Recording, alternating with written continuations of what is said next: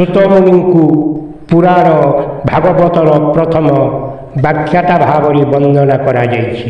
ସୁତମୁନିଙ୍କର ପୁରା ନାମ ଉଗ୍ରଶ୍ରବାସୁତ। ତାଙ୍କ ପିତାଙ୍କ ନାମ ରୋମହର୍ଷଣ। ରୋମହର୍ଷଣ ବ୍ୟାସଦେବଙ୍କର ଶିଷ୍ୟ ଥିଲେ। ବ୍ୟାସଦେବଙ୍କ କୃପାରୁ ଅନେକ ପୁରାଣ, ଇତିହାସ ଓ ବେଦଶାସ୍ତ୍ରରେ ପାରଙ୍ଗମ ଥିଲେ। ପ୍ରତ୍ୟେକ ଜ୍ଞାନକୁ ନିଜ ପୁତ୍ର ସୁତମୁନିଙ୍କୁ ଦେଇଥିଲେ। ମହାଭାରତ ସମୟରେ ରଥୀ, ସାରଥୀ, ସୁତମାନେ ଗୋଟିଏ ଶ୍ରେଣୀରେ ପାଠ ପଢ଼ୁଥିଲେ। କ'ଣ ପଢ଼ୁଥିଲେ? ତାଙ୍କର କେଉଁ ପାଠ ଥିଲା? ରଥ କିପରି ଚାଳନା କରିବ, ଯୁଦ୍ଧକୁ ଯିବା ସମୟରେ ବୀରଗାଥା କିପରି କୁହାଯିବ, ଗୋଆଯିବ। ସୁତମାନେ ସମାଜକୁ ଜ୍ଞାନ ଦେବାରେ ପାରଙ୍ଗମ ଥିଲେ। ସମୟେ ସମୟେ ସୁତମାନଙ୍କୁ ଉଚ୍ଚ ଶ୍ରେଣୀର ବୀରମାନେ ଅବମାନନା କରୁଥିଲେ। ସେମାନେ ସୁତପୁତ୍ର ବୋଲି ସବୁବେଳେ ତାଙ୍କୁ ଡାକୁଥିଲେ। ସୁତପୁତ୍ର ବୋଲି ସେମାନଙ୍କର ପରିଚିତ ଥିଲେ। ବଳରାମ ଶ୍ରୀକୃଷ୍ଣଙ୍କ ବଡ଼ ଭାଇ, କ୍ଷତ୍ରିୟ ଧର୍ମ ପାଳନକାରୀ। ସେହି ସମୟରେ କିଛି ସୁତ ବଳରାମଙ୍କ କଥାରେ ବିରୋଧ କରିଥିଲେ। କେଉଁ କଥାକୁ ବିରୋଧ କରିଥିଲେ? ଏହି ତିନୋଟି କଥାକୁ ସେମାନେ ବିରୋଧ କରିଥିଲେ। କ୍ଷମା, ଦୟା, ସମାନତା। ଏହି ତିନି କଥାର ପକ୍ଷପାତୀ ଥିଲେ ବଳରାମ। ତେଣୁ ବାଦ ବିବାଦ ଉପୁଜିଥିଲା। ସୁତମାନଙ୍କୁ ଦଣ୍ଡ ଦେବାକୁ ଚିନ୍ତା କଲେ ବଳରାମ। ସେହି କାରଣ ହେତୁ ସୁତଙ୍କ ବାପା ରୋମହର୍ଷଣଙ୍କୁ ଦଣ୍ଡ ଦେଉଥିଲେ। ବଳରାମ ଚିନ୍ତା କଲେ, ଦଣ୍ଡରୁ କାହାର ଭଲ ହୁଏ ନାହିଁ। ଦୟାରେ ହିଁ ମଣିଷ ପରିବର୍ତ୍ତିତ ହୋଇଥାଏ। ଶାନ୍ତି ଓ କ୍ଷମା ଗୁଣ ବଳରୁ ବଳରାମ ସୁତଙ୍କୁ କ୍ଷମା କରିଦେଲେ। କେଉଁ କାରଣ ଓ କ'ଣ ଭାବି ବଳରାମ ସୁତକୁ କ୍ଷମା କଲେ? ସୁତମାନେ ବୀରପୁରୁଷ। ସେମାନେ ଯୁଦ୍ଧ ରଥରେ ବସି ଯୋଦ୍ଧାଙ୍କୁ ବିଜୟ ହେବା ପାଇଁ ସାହାଯ୍ୟ କରିଥାନ୍ତି। ବଳରାମ ଭାବିଲେ, ସୁତକୁ ଅବମାନନା କରିବା ଅଧର୍ମ ଅଟେ। ଯଦି ତାଙ୍କୁ ଦଣ୍ଡ ଦେବି, ତେବେ ସମାଜରେ ଅନ୍ୟାୟ ବଢ଼ିବ। ଦୟା ଓ କ୍ଷମାରେ ସତ୍ୟଧର୍ମ ରହିଛି। ସୁତମାନଙ୍କର ପିତା କ୍ଷତ୍ରିୟ ଓ ମାତା ବ୍ରାହ୍ମଣୀ। ସେଥିପାଇଁ ସମାଜରେ ସେମାନଙ୍କୁ ସୁତପୁତ୍ର କୁହାଯାଉଥିଲା। ସୂର୍ଯ୍ୟଦେବଙ୍କର ପୁତ୍ର ହୋଇ ମଧ୍ୟ ସୁତ କୂଳରେ ଲାଳିତ ପାଳିତ ହୋଇଥିବା ଯୋଗୁଁ କର୍ଣ୍ଣକୁ ମଧ୍ୟ ସୁତପୁତ୍ର କୁହାଯାଉଥିଲା। ସାଧୁ ସନ୍ତଙ୍କ ପ୍ରାର୍ଥନାରେ ବଳରାମ କହିଥିଲେ, ଯଦିଓ ରୋମହର୍ଷଣଙ୍କ ଦେହ ନାଶ ହୋଇଯାଏ, ତାଙ୍କ ପୁତ୍ର ସୁତ ସମସ୍ତ ପୁରାଣ ଭାଗବତ କଥାକୁ ସାଧୁମଣ୍ଡଳୀଙ୍କୁ ଶୁଣାଇବେ। ଶୁକଦେବଙ୍କ ପରମ୍ପରାରେ ସୁତମୁନି ଭାଗବତ କଥା ପ୍ରଚାରକ ଭାବରେ ପ୍ରତିଷ୍ଠିତ କରାଯାଇଥିଲା। ତେଣୁ ବ୍ୟାସଦେବଙ୍କ ପରମ୍ପରାରୁ ପ୍ରାପ୍ତ ଜ୍ଞାନକୁ ସେ ନୈମିଷାରଣ୍ୟରେ ସାଧୁ ସମ୍ମିଳନୀଙ୍କୁ ଅମୃତ ତୁଲ୍ୟ ଭାଗବତ କଥା ବୁଝାଇଥିଲେ। ଆଜି ଭାଗବତ ପ୍ରଥମ ସ୍କନ୍ଧ।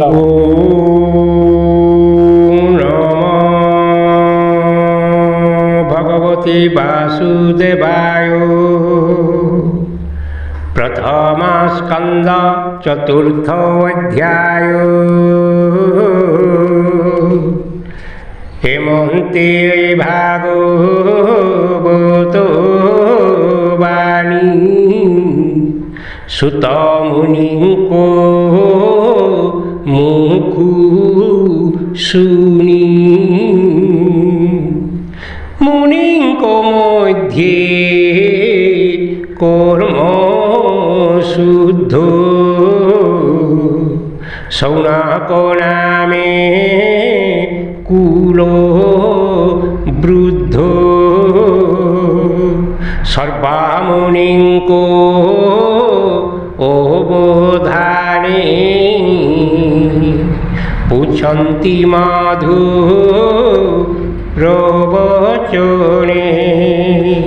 ସୌନକ ଉବାଚ, হে সুত তুম্বে মহাধীর। বকতা জন মধ্যে বর। গঙ্গার তীরে রাজা ভাগে শুক হিলে ব্রহ্ম ভাগে এ ভাগবত ধর্ম কেবে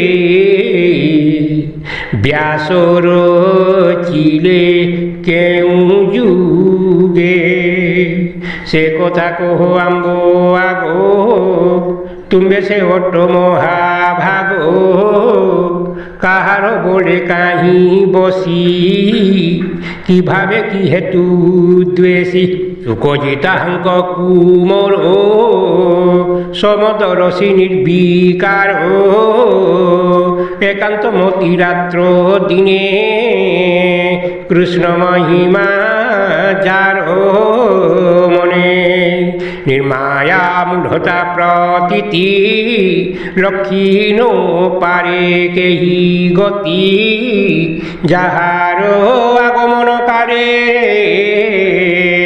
দেব কন্যায়ে ঠিলে জলে স্বভাবে নগ্ন তাঙ্কু দেখি ধাইলে লজ্জাকু পেখি দেখিবা অর্থে জল তটে মিলিলে মুনি কোটে ব্যাসঙ্কু তাঙ্ক পছে চাহি জনে পশিলে বেগে যায় স্বভাবে সে সুর যুবতী জানন্তি সর্বপ্রাণী গতি দেখি কন্যাঙ্ক মূঢ় গতি চঞ্চল ব্যাসঙ্কর মতি এমন্তে কন্যাগণে চাহি ব্যাস কহন্তি খেদ বহি পুনি ক্ষণকে পাই শান্তি কন্যাঙ্কু চাহি পচারন্তে কহিল মোর পুত্র চাহি কিম পাপ শিল জলে যাই এ কিস তুম্বর ব্যবহার সে সুখ মোহর কুমর তরুণ বয়স তাহার এ বৃদ্ধ শরীর মোহর ব্যাস বচনে নারী গণে তক্ষণে নমিলে চরণে बोलन्ति व्यास मुख चाहि संसार तंक देहे नाही तुम्बे जे बुरो आम्बे वृद्ध বিষয়ার সেবছি শোধ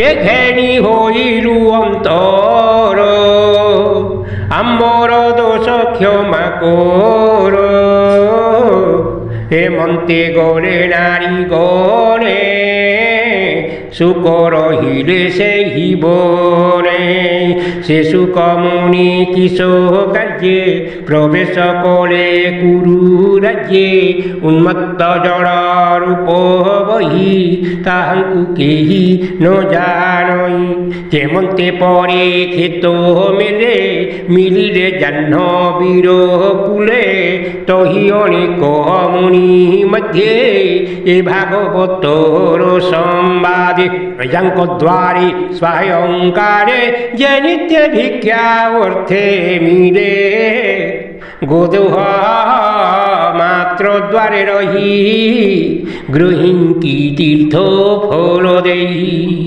সে মুনি পরীক্ষিত মেলে মিলিলে পূর্ব পুণ্য ফলে সে পুনি ভাগবত শাস্ত্র কহিলে তো আচম্বিত সে ভাগবত পরীক্ষিত স্বভাবে অভিমন্যু সুত তাহাঙ্ক জন্ম কর্ম জিতিয়ে কহিবা আম্বর ক্রোধী অদ্ভুত প্রায় তাহা শুনি তরি বুভব তরঙ্গিনী সে সর্বরাজাঙ্কর সার পাণ্ডব বংশে কীর্তিধর এতে সম্পদ করি দূর কিম্পা রহিলে গঙ্গা তীর শত্রু রাজায়ে যার পাদ ন মান্তি দেই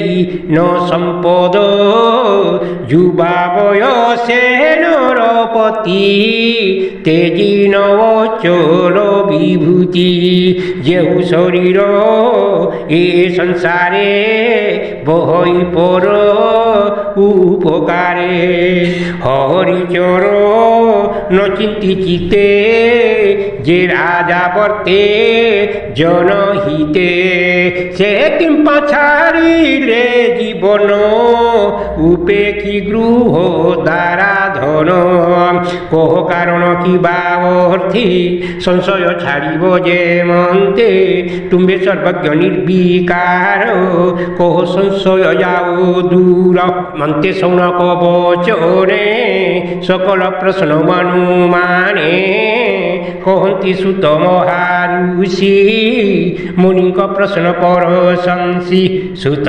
উবাচ শুন সকল মুনিজন শ্রীকৃষ্ণ চরিত বিধান ত্রেতয়া যুগ ভোগন্তে দ্বাপর যুগ উপগতে বিষ্ণুর বংশে ব্যাস মুনি জন্মিলে নরদেহ ঘেনি পরাশরঙ্ক বীর্যে জাত যোজন গন্ধা গর্ভগত সিয়ে কদিনে প্রাতকালে স্নান সারি গঙ্গা জলে একান্তে বদরিকাশ্রমে বসিন নিশ্চল আসনে পর জ্ঞান জানে সকল শাস্ত্র পরিমাণে যে কাল পুরুষর বলে যুগে উড়ন্তি অন্তরারে তাহা কোন দেখন্তি কেহি ব্রহ্মাণ্ড মধ্যে দেহ বহি প্রাণীঙ্ক বল নিত্য হরে যুগ স্বভাব অনুসারে করিয়া গমে প্রাণীঙ্কর যে মন্ত হইব ব্যবহার শ্রদ্ধা ছাড়িবে অতি দূরে দুর্বল হইবে শরীরে বুদ্ধি হইব লোভে গ্রাস স্বভাবে বল পয়ুষ দুর্ভাগা হইবে সকলে ইহা জানিলে যোগ বলে ব্রাহ্মণবাদী চারি বর্ণে করি বঞ্চিবে যেউ ধর্মে বেদ রচিত শুদ্ধ কর্ম আশ্রমে ভিন্ন ভিন্ন ধর্ম জীবর শুদ্ধি অর্থ করে যেমন্তে বিষ্ণু মায়া তরে সা ধর্ম সাধিবে যজ্ঞ মতে এমন্ত ভারী মুনি চিতে বেদ কুকলে চারি খণ্ড মধ্যে ভিয়াই কর্মকাণ্ড রুক যজ্ঞ সাম অথর্ব এরূপে করি ভিন্ন ভাব পঞ্চম বেদ ইতিহাস ব্রহ্ম পুরাণ অষ্টাদশ পৈর মুনিঙ্কি আনিলে প্রথম বেদ পড়াইলে জয়মিনিঙ্কি দেলে সাম যজ্ঞে বৈ সম্বায়ন অঙ্গিরামুনি অথর্বৈন মো পিতার মোহর শোনে পুরাণ অষ্টাদশ দেলে এমন্তে কর্ম সম্পাদিলে সে শিষ্যে বিচারি নিশ্চলে বেদ বৃক্ষ কুযোগ বলে অনেক শাখা ভিয়াইলে শিষ্যে প্রশিষ্যে শিখাইলে অল্প বুদ্ধি নর যেতে বেদ ধরিবে দৃঢ় চিত্তে তেনু এ বেদ ভাগ করে যে যাহা মতি অনুসারে স্ত্রী শূদ্র জন এ জগতে যজ্ঞ অনুহন্তি বেদ পথে তাহাঙ্ক নিস্তারণ অর্থে উপায় চিন্তি দয়া চিত্তে বুদ্ধি মন্থনে বেদ মন্থি ভারত পদ বন্দে গুন্থি বেদুধারি সার অর্থ সৃজিলে পুরাণ ভারত প্রাণীଙ୍କୁ নিস্তারিবা অর্থে কাননে মিলিলে নিচিন্তে করে সর্বধর্ম যেতে তো নহিলে হৃদগতে আশ্রিত সরস্বতী কূলে মননর হই নিশ্চরে যোগেন পারি চিত্ত ধরি চঞ্চলে মন্ত বিচারি অতি কঠোরে বেদ ঘেনি গুরু নরে চিত্ত মানি যেবা ভারত কলিসার স্ত্রী শূদ্র জনঙ্ক নিস্তার তেরে নির্মল নহে মন চিন্তা বনরে ছন ছন এ মন ধরিবি কেমন্তে নিশ্চল করি জ্ঞান পথে যেতে চিন্তি নিবেদ ধর্ম বিচারে এজ সে মায়া ভ্রময় এ মায়া তুটহি যেমন্তে শ্রীকৃষ্ণ ভক্তি যোগ পথে কহিবি ভাগবত ধর্ম জেনে ন লাগে মায়া ভ্রম এমন্ত হৃদয়ে বিচারি মন কুণ পারন্তি ধরি এমন্ত সময়ে নারদ আসন্তে শুভে বিনা নাদ তক্ষণে সরস্বতী তটে মিলিলে ব্যাসঙ্ক নিকটে নারদ আগমন দেখি তক্ষণে আসন উপেক্ষী কেতে হেঁদুর আগসরি নারদ করে কর ধরি বসাই উত্তম আসনে পূজিলে অতিথি বিধানে সে ব্যাস নারদঙ্ক পাদে সুজনে প্রণমিয়ানন্দে যার চিন্তনে পাপনাশ নময়ী জগন্নাথ দাস। ইতি শ্রীমদ্ভাগবতে মহাপুরাণে পরমহংস্যাং সংহিতায়াং প্রথমস্কন্ধে নৈমিষীয়োপাখ্যানে চতুর্থোধ্যায়।